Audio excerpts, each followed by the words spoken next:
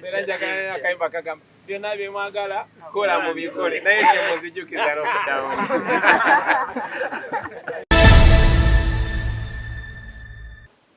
Empere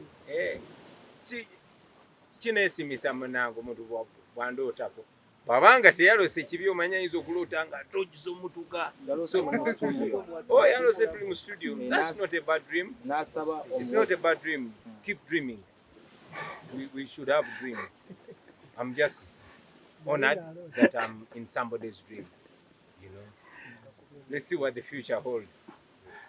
About alien skin, ogamono toto wa ghetto no yakubwe nnyo. Yeah, I think he's a talented young man. Give him a chance.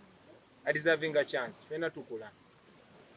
Abamu twali babanda na nnyo okusukaawo naye ensi yatuwa chance.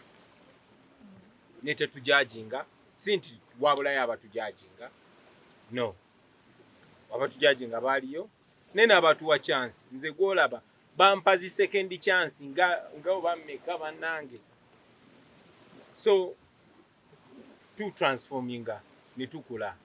You know, bobero omuntu okola ng'omuto. Bokula n'okola ng'omukulu. So lwaki weewuunya ng'omuto akoze ng'omuto? Kiyinza okuba kikiri acceptable sometimes. Naye it's good to give chance, not to dismiss.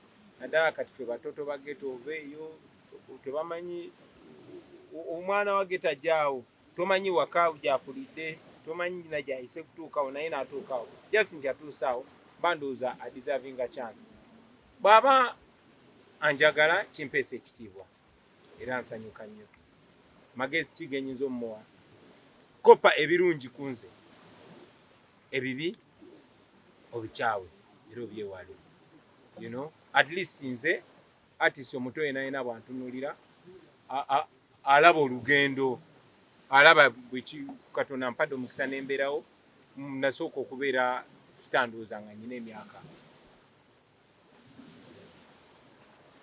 19 Kagoma. I was 20 years when I nakolera Kagoma kati giwiseeyo myaka 21 nkoze ensobi nnyingi nenkola n'ebirungi bingi.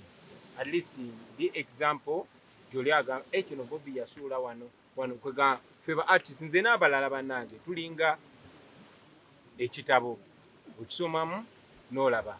Abagezi batugamba experience is a good teacher, but nze mama wange yangamba nga experience is a good teacher to a fool.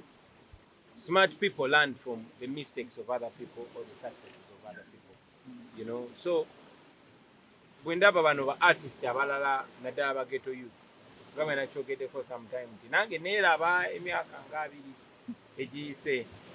So era bwe mba nyina chance okulivinga obulamu obwo oba okuadvisinga omwana ali myaka egyo mugamba nti nekubo ddungi nekukyalo naye bamanye nti buli kyokola kati mu myaka gy'emito kiyina effect mu maaso olina kyoba ozimba kati naye ultimately mumuwe chance. Is a talented young man. He deserves a chance. Kati mwesi basinkanye. You know, I keep meeting